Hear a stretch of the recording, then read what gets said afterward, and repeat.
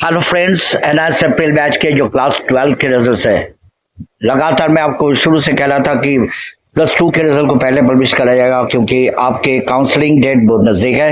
वैसे ही हुआ है, एनएस ने कल देर रात आपके रिजल्ट को पब्लिश किए और सबको तहे दिल से बधाइयाँ, मुबारकबाद। आप लोगों ने किस तरह के परफॉर्मेंस किए कमेंट सेक्शन में शेयर करना।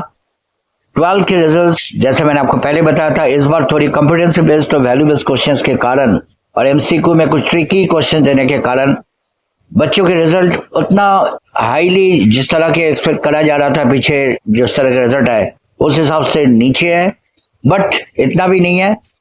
आपके जो मेन है जेई मेंस के 75% कट ऑफ।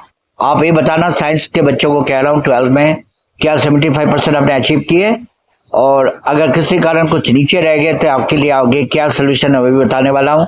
नीट एस्पिरेंट्स के लिए, मेडिकल एस्पिरेंट्स के लिए भी ये रिजल्ट बहुत जरूरी है। ऑल टुगेदर 12 के रिजल्ट एनएस ने बहुत ही रिकॉर्ड ब्रेकिंग टाइम में पब्लिश किए, बहुत कम समय में। आपको पता है 6 मई तक का पेपर दिए थे, जबकि कुछ इलेक्शन अफेक्टेड एरिया में 6 से आगे 12 तारीख तक पेपर को कंडक्ट कराया गया था। Even then hats off to NS, बहुत ज्यादा एफर्ट उन्होंने डाले। और सीबीएसई के रिजल्ट में जिस तरह के ऑन स्क्रीन मार्किंग के चलते बहुत सारे ग्लिचेस नजर आ रहा है, कोर्ट में भी पहुंच चुके केस। एनएस के रिजल्ट्स में गड़बड़ी कम है या ज्यादा है ये आप ही बता पाओगे, लेकिन सुनने में आ रहा है जो अभी फिलहाल जो रिपोर्ट निकाल के आ रहा है नोएडा हेडक्वार्टर से, एनसी में उन बच्चों को रखा गया जिनके रिजल्ट अभी कंप्लीट नहीं है, नॉट कंप्लीटेड। एनसी बहुत सारे बच्चे का आए हुए, आप में से किसी का अगर आए तो डेफिनेटली कमेंट सेक्शन में शेयर करना। और आरडब्ल्यू रिजल्ट वीटहेल्ड जिनके आए हुए उनके लिए चिंता के विषय है, मैटर ऑफ वरी। उसके कारण है कि आपको पता है, मैंने कई बार बोला यूएफएम केस को आजकल, अनफेयर मीन्स के केस को आजकल रिजल्ट वीटहेल्ड में रखा जाता है। वीटहेल्ड मीन्स एनएस ने जानबूझ के आपके रिजल्ट को रोका है। अब आपके लिए क्या कार्रवाई होगा आने वाले दिन में पता लगेगा।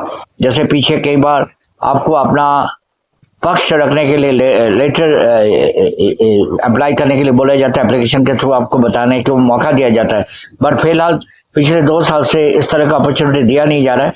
और अगर रिजल्ट वीटहेल्ड में आ गया तो आप समझ लो आप पे 1 साल के बैन लग गया, नेक्स्ट पब्लिकेशन से पहले आप पेपर दे नहीं पाओगे। और अब रही बात रिजल्ट लेटर आरएल जिनके आए हुए, आरएल वाले को मैं इतना कह सकता हूं कि आपको चिंता करने वाली बात नहीं है, आपके रिजल्ट अभी पब्लिश नहीं हुआ है, कुछ डेटा इनकम्प्लीट है। एनएस में ऐसा होता है कई बार, जो स्टडी सेंटर है वहां से आपके टीए में या प्रैक्टिकल के मार्क्स समय पे नहीं भेजा गया, उस चलते रिजल्ट लेटर है।